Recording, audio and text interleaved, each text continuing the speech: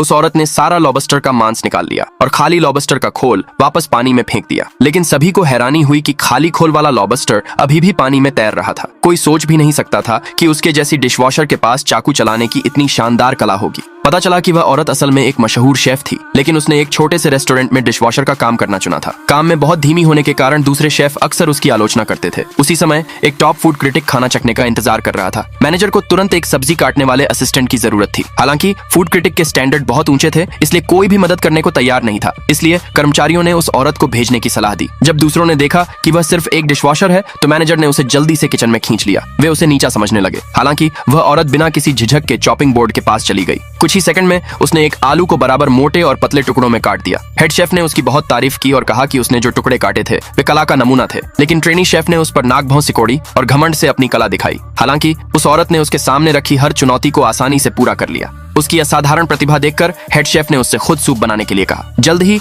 दूसरों ने अपनी डिश बना ली, लेकिन क्योंकि उसका सूप अभी तैयार नहीं था, इसलिए ट्रेनी उस पर हंसा। उस औरत ने उसे नजरअंदाज किया और अपने काम पर ध्यान देती रही। आखिरकार दूसरे किचन से चले गए। जब वह अकेली बची तो उसने जादू से पल भर में सूप को गर्म कर दिया। जब फूड क्रिटिक ने दूसरे शेफ द्वारा बनाई गई डिश चखी तो वह बहुत निराश हुआ। फिर वह औरत शांति से अपना बनाया हुआ सूप ले आई। क्रिटिक तुरंत उसकी तेज खुशबू से आकर्षित हो गया। जैसे ही वह उसे चखने वाला था, उसके दोस्त ने उसे रोक दिया। उसके दोस्त ने जोर देकर कहा कि सूप भी पिछली डिश की तरह ही खराब होगा। क्रिटिक मान गया और गुस्सा हो गया। चालाक औरत ने गुस्से में उस औरत को डांटा। जब उन्हें पता चला कि वह सिर्फ एक डिशवॉशर है, तो क्रिटिक का दोस्त गुस्से से आग बबूला हो गया। उसने रेस्टोरेंट पर इस मशहूर फूड क्रिटिक का सम्मान न करने का आरोप लगाया। इससे भी बुरा, उसने मांग की कि हेड शेफ खुद सूप पिए, नहीं तो वह रेस्टोरेंट बंद करवा देगा। अपने प्यारे रेस्टोरेंट की चिंता में हेड शेफ ने बेमन से एक घूंट लिया। गुस्से में भरी महिला उन्हें पीछे खींचने के लिए दूसरी महिला को कोसती रही। हालांकि अगले ही पल हेड शेफ ने हैरानी से अपनी आंखें बड़ी कर लीं। उसने जोर से कहा कि यह अब तक का सबसे स्वादिष्ट सूप था जो उसने कभी चखा था। आगे देखने के लिए जल्दी कमेंट में पार्ट 2 लिखे।